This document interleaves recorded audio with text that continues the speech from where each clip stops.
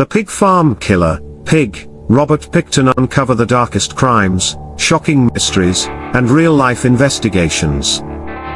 Welcome to Fame Files, where truth is more terrifying than fiction. Fame Files cover all the true crime stories of the whole world with you on this channel. Stay connected with us and keep watching daily true crime stories on Fame Files. Robert Pickton, The Pig Farm Killer, a chilling true crime documentary introduction. A pig farm on the outskirts of Vancouver, once a quiet, rural property, became the scene of one of Canada's most disturbing serial murder cases. This is the chilling true story of Robert Willie Pickton, the man responsible for the deaths of dozens of women, and the investigation that revealed horrors beyond imagination. The early life of Robert Pickton. Born in 1949, Robert Willie Pickton grew up on his family's pig farm in Port Coquitlam, British Columbia. The Pickton family was known for their reclusive and eccentric lifestyle, with young Robert spending most of his time among the pigs. He struggled in school, later dropping out to work full-time on the farm with his brother, David, and sister, Linda. Expert 1. Pickton was described as socially awkward and withdrawn. He was never seen as particularly dangerous, but those who knew him often noted his strange behavior and his obsession with butchering pigs. The party farm and the downtown East Side. By the 1990s, Pickton and his brother had turned part of their farm into a hub for wild parties. Dubbed Piggy's Palace, the location became infamous for hosting raves, attracting bikers, drug users, and sex workers from Vancouver's downtown East Side.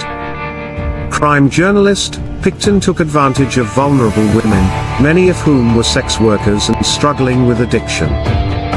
He lured them to his farm with promises of money, drugs, and shelter.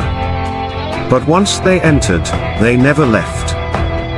The disappearances and police inaction for years, women from Vancouver's downtown East Side had been vanishing at an alarming rate. Families and activists pleaded with the police to investigate, but authorities were slow to act, often dismissing the cases due to the victims' lifestyles. Family member, we kept telling the police something was wrong. Too many women were going missing. But they didn't listen, until it was too late. The shocking discovery: in 2002, police executed a search warrant on Pickton's farm for illegal firearms. But what they found was far more horrifying: human remains, personal belongings of missing women, and DNA evidence that linked Pickton to multiple victims. Narrator: the farm was a slaughterhouse, not just for pigs, but for the women Pickton preyed upon. Investigators found body parts, blood-soaked clothing, and reports suggested that he had disposed of remains in the most gruesome ways imaginable. Former investigator: it was one of the most disturbing crime scenes we had ever encountered. The scale of the horror was unimaginable. The trial and conviction. Narrator: Robert Pickton was arrested and charged with the murders of 26 women, though he allegedly admitted to killing nearly 50. During his trial, chilling details emerged about how he had disposed of his victims. In 2007, he was convicted of 6 counts of second-degree murder and sentenced to life in prison with no chance of parole for 25 years, the maximum sentence in Canada. Victims' advocate: justice was served, but the pain never goes away. Too many lives were lost because authorities didn't act sooner. The legacy of the case: the Pickton case exposed the failures of law enforcement in addressing crimes against vulnerable women.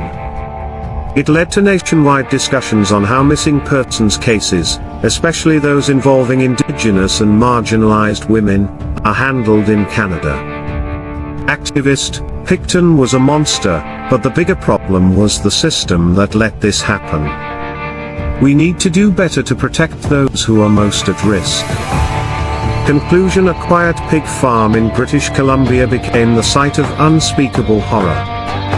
The case of Robert Pickton serves as a grim reminder of the darkness that can lurk behind the most unsuspecting facades, and of the importance of listening to the voices of the vulnerable before it's too late.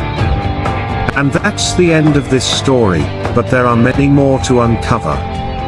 If you love true crime and mysterious cases, don't forget to like, share, and subscribe. Until next time, stay